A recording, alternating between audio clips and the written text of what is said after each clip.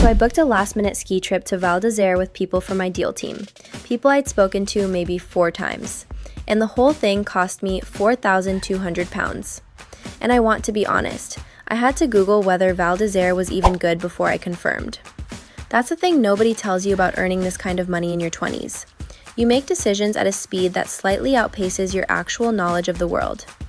My total net worth somewhere around, I'm 28, I'm a private equity associate at a mid-market fund in London, Mayfair adjacent, obviously, and my total income this year is roughly £279,000.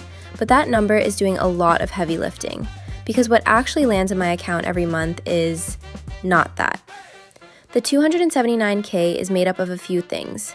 Base salary is £175,000. Annual bonus lands around £70,000. RSU vesting adds about £28,000. And then I have maybe £6,000 in side income.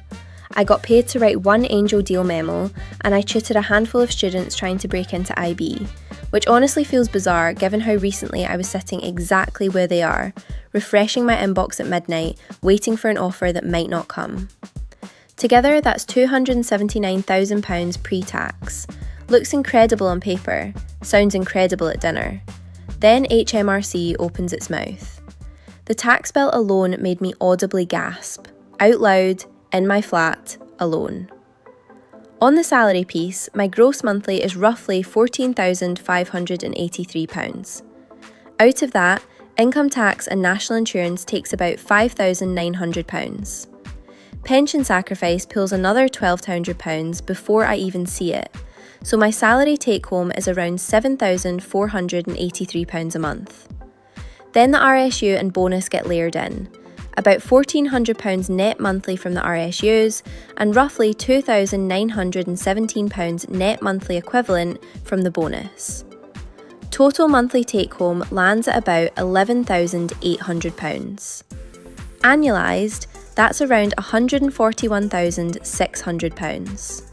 So, nearly £280k in, just under £142k out. That's how the UK works, I guess. And before you say, that's still loads, hang on. London has opinions about your money. Before I get into all of that, I want to talk about how I actually got here. Because I think people see the title of this video and assume some kind of clean, straight line. Top university, top internship, top job. It wasn't that.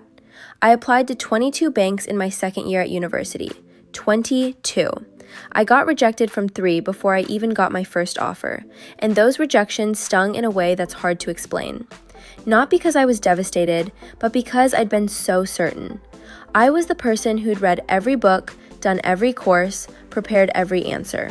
And still, 3 no's before a yes. I made a spreadsheet of every single rejection, color-coded, obviously. Red for rejected, amber for ghosted, green for progressing.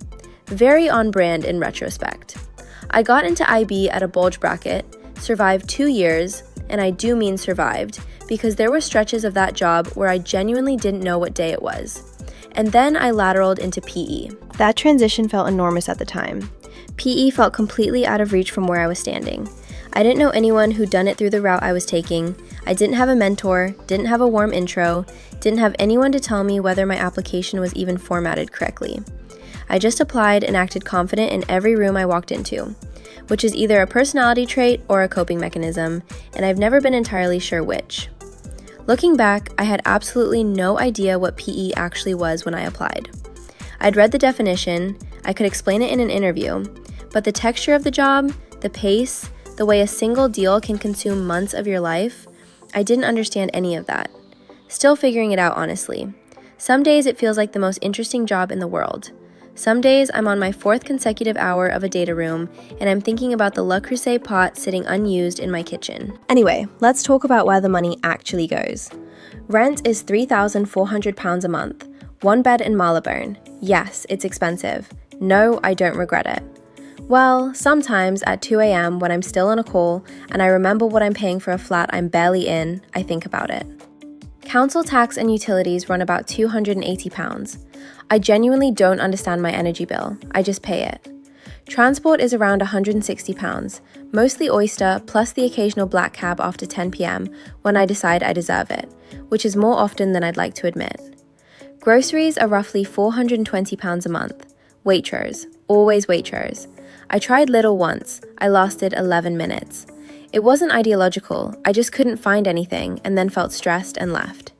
Subscriptions clock in at about £140.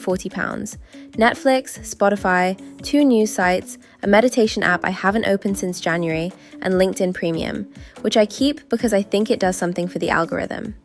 Total responsible spending, around £4,400.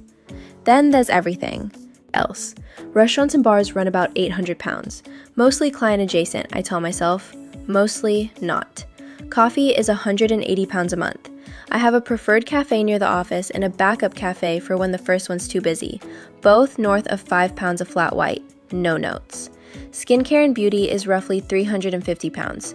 That's the one I'm not justifying. Clothes, mostly Net-a-Porter at 11 p.m. when I'm tired and have low impulse control, come to about £600. PE has a dress code. That's my excuse and I'm keeping it. Now, 2 gyms. I have 2 gym memberships. Gym 1 is a boutique strength gym near work, £220 a month. Gym 2 is yoga, £140. I go roughly twice a month. I keep renewing anyway, every single month, with complete sincerity, telling myself this is the month I'll go consistently. It is not that month.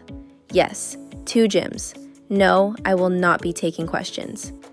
Ubers run about £310. The central line closes. I'm tired. Do the maths. Travel. I set aside about £500 a month equivalent, which is how Val d'Isère happened. And this month's wildcard? £260 on a Le Creuset pot I saw on TikTok at 1 a.m. because a girl made risotto and it looked good. I researched a £2 billion deal this week. I also impulse bought a cast iron pot because a girl on TikTok made risotto. That is the full picture of who I am. Total bonus spending, around £3,360. Combined with the responsible stuff, and spending roughly £7,760 a month, which leaves about £4,000 as a surplus. The lifestyle feels specific in ways I didn't expect when I was 23 reading about PE on the internet.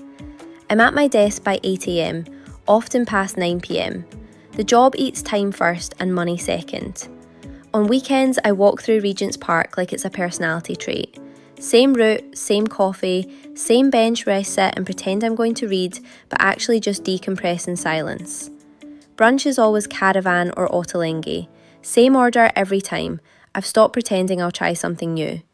I haven't cooked a full meal since March. I go out maybe twice a month. Not because I'm saving, just because I'm genuinely tired in a way that a night out doesn't fix. People think PE is glamorous. Some weeks, my most exciting decision is which Itsu to use. Now, goals. This is the part I think about more than people might expect, given that I'm 28 and by most measures doing fine. I want to buy a flat in London by 32. I've been saying that since I was 25, which means the goalposts haven't really moved, which I find both reassuring and slightly alarming. It's not because I've run the numbers and concluded it's the optimal financial decision. Honestly, I go back and forth on that.